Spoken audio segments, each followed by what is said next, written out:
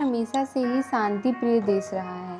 आज़ादी के समय भारत और चीन के रिश्ते इतने कड़वे नहीं थे जितने कि अब हो गए हैं। भारत ने चीन के साथ अपने संबंधों को मधुर रखने का पूरा प्रयास किया और यही कारण था कि भारत ने 1950 में चीन द्वारा तिब्बत पर कब्जा करने का पुरजोर विरोध नहीं किया।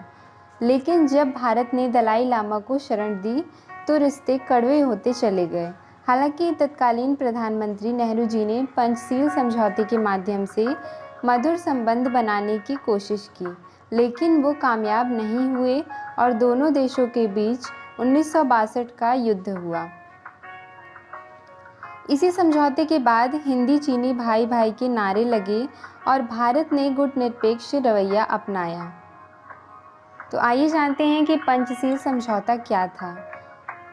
आज से 67 ईयर्स पहले इस समझौते पर हस्ताक्षर हुए थे। वो दिन था 29 अप्रैल 1954 का। इस दिन ये समझौता भारत और चाइना के मध्य हुआ।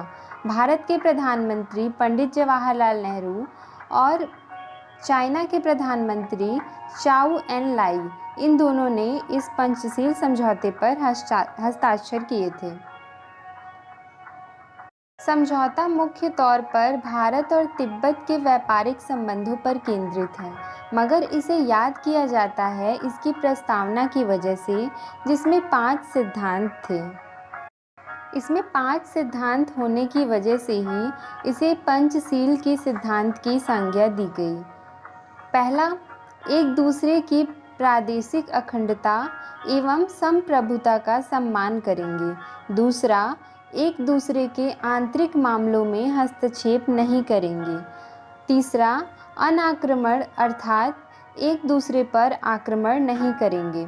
चौथा, परस्पर समानता एवं भाईचारे का व्यवहार करेंगे। पांचवा, शांतिपूर्ण सहअस्तित्व अर्थात एक दूसरे के साथ शांतिपूर्ण तरीके से रहेंगे। पंडित जवाहरलाल नेहरू जी ने कहा था, मैं ये समझता हूँ कि यदि सभी इन सिद्धांतों को स्वीकार कर लें तो आज दुनिया की बहुत सी मुसीबतें काफ़ी हद तक कम हो जाएंगी। तो ये था पंचशील समझौता।